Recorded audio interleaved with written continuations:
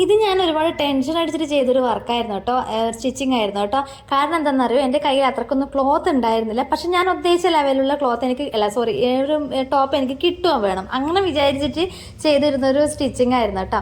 അപ്പം ഇത് ലൈനിങ് ആണ്, ലൈനിങ് എൻ്റെ കയ്യിൽ ഉണ്ടായിരുന്നത് നമുക്ക് വാങ്ങിക്കാനല്ലേ ഉള്ളൂ. പക്ഷെ മെയിൻ ക്ലോത്തിൻ്റെ കാര്യം ഞാൻ പറഞ്ഞത്, മെയിൻ ക്ലോത്ത് ഞാൻ മീഷോയിൽ നിന്ന് വാങ്ങിയ 2.5 മീറ്റർ ക്ലോത്ത് മാത്രമേ ഉണ്ടായിരുന്നുള്ളൂ. അപ്പം അതിൽ ഞാൻ ഓൾറെഡി ഒരു ക്രോപ്പ് ടോപ്പ് ഞാൻ സ്റ്റിച്ച് ചെയ്തെടുത്തു, ഫുൾ സ്ലീവ് ഒക്കെ വെച്ചിട്ടുള്ളത്. അപ്പം അത്രയും തുണി അതിൽ നിന്ന് പോയി, ബാക്കി ബാലൻസ് തുണി മാത്രമേ എൻ്റെ കയ്യിൽ ഉണ്ടായിരുന്നുള്ളൂ. അപ്പോൾ അത് മാക്സിമം സേവ് ചെയ്തുകൊണ്ട് ഞാൻ ഉദ്ദേശിക്കുന്ന രീതിയിൽ എനിക്ക് കിട്ടുകയും വേണം. ഇപ്പോൾ നോർമൽ ടോപ്പല്ലാതെ എന്തെങ്കിലും ഒരു വെറൈറ്റി ഡിസൈൻ, എന്തെങ്കിലുമൊക്കെ ഒരു പ്രത്യേകത അതിന് ഉണ്ടായിരിക്കണം എന്ന് എനിക്ക് നിർബന്ധമായിരുന്നു കേട്ടോ. അങ്ങനെ ഞാൻ ഇതുപോലെ ലൈനിങ്ങിലൊന്നും അതിൻ്റെ അളവ് കാര്യങ്ങളൊന്നും മാർക്ക് ചെയ്ത് കൊടുത്തു. ലൈനിങ്ങിൽ പിന്നെ എനിക്ക് പ്രത്യേകിച്ച് അങ്ങനെ ടെൻഷനൊന്നും ഇല്ലായിരുന്നു, കാരണം ലൈനിങ് ഇഷ്ടംപോലെ ഉണ്ട്. നമ്മൾ നോർമലായിട്ടുള്ള ലൈനിങ്ങിൽ 2 മീറ്റർ ഞാൻ വാങ്ങിയതാണ് കേട്ടോ. അപ്പം ഞാൻ വാങ്ങിയ മെറ്റീരിയൽ ഉണ്ടല്ലോ, വീതി വളരെ കുറവാണ്, ലെങ്ത്ത് മാത്രമേ 2.5 മീറ്റർ ഉണ്ടായിരുന്നുള്ളൂ. വീതി കുറവെന്ന് പറഞ്ഞാൽ നമ്മുടെ നൈറ്റി മെറ്റീരിയലൊക്കെ ഉണ്ടാകുന്ന ആ ഒരു വീതി ഉണ്ടല്ലോ, ആ ഒരു വീതി മാത്രമേ ഉണ്ടായിരുന്നുള്ളൂ കേട്ടോ. അങ്ങനെ ഞാൻ ലൈനിങ് ആദ്യം കട്ട് ചെയ്തെടുത്തു.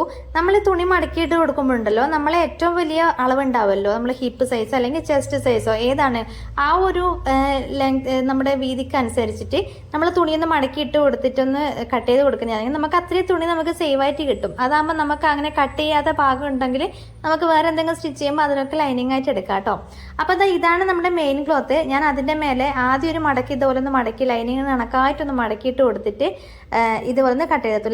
നമ്മുടെ ലെങ്ത്ത് എനിക്ക് ലൈനിങ്ങിലേക്കാട്ടും വേണം കേട്ടോ. ലെങ്ത്ത് 42 ഇഞ്ചോളം എനിക്ക് ആവശ്യമുണ്ട്.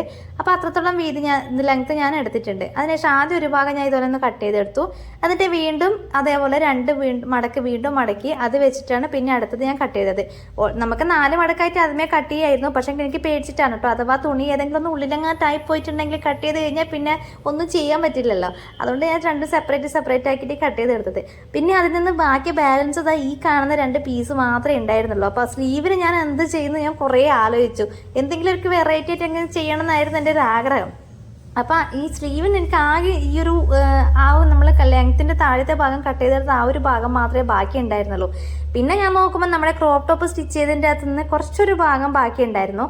ഈ ഒരു 2 പീസ് വെച്ചിട്ട് ഇനി ഇതിലെന്തെങ്കിലും ഒരു വെറൈറ്റി ചെയ്യണമല്ലോ എന്ന് ആലോചിച്ചു.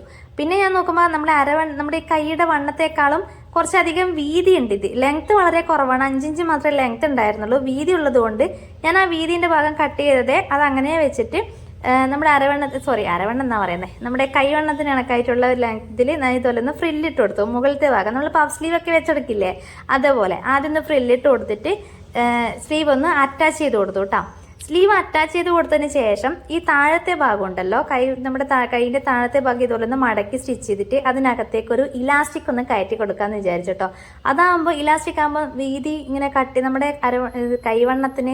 വണ്ണത്തിന് കറക്റ്റായിട്ട് കട്ട് ചെയ്യാതെ കുറച്ചധികം അളവിൽ നമ്മൾ കട്ട് ചെയ്തെടുക്കുന്നതാണെങ്കിൽ എന്താ പറയുക, ഇലാസ്റ്റിക് ഇട്ട് എടുക്കുമ്പോൾ അതിങ്ങനെ ചുരുണ്ട് നിൽക്കുമല്ലോ, ചുരുങ്ങി ഫ്രില്ലിട്ട് നിൽക്കുന്ന പോലെ നിൽക്കുമല്ലോ. അപ്പോൾ അതാണ് ഞാൻ ഉദ്ദേശിച്ചത്. അപ്പോൾ ഞാൻ ആദ്യം ഒന്ന് കൈയൊന്ന് അറ്റാച്ച് ചെയ്ത് കൊടുത്തു. അതിനുശേഷം താഴത്തെ ഭാഗം ഇതേപോലെ ഇലാസ്റ്റിക് ഒന്ന് വെച്ച് കൊടുത്തിട്ട് ഇത് നമ്മളൊന്ന് കൂട്ടി ജോയിൻ ചെയ്ത് കൊടുത്തു കേട്ടോ. ഇലാസ്റ്റിക് ഞാൻ എടുത്തത് നമ്മുടെ കൈവണ്ണത്തിനേക്കാളും ഒരു 2-3 ഇഞ്ച് കുറഞ്ഞിട്ട്. അപ്പോൾ ഇതാണ് നമ്മുടെ ടോപ്പിൻ്റെ ഫൈനൽ ലുക്ക് എന്ന് പറയുന്നത്. കുറ്റി പഫ് സ്ലീവ് പോലെ കിട്ടിയിട്ടുണ്ട് കേട്ടോ. അപ്പോൾ ഏതായാലും സംഭവം അടിപൊളിയായിട്ട് തന്നെ കിട്ടിയിട്ടുണ്ട്. അപ്പോൾ നിങ്ങൾക്ക് ഇഷ്ടപ്പെട്ടെന്ന്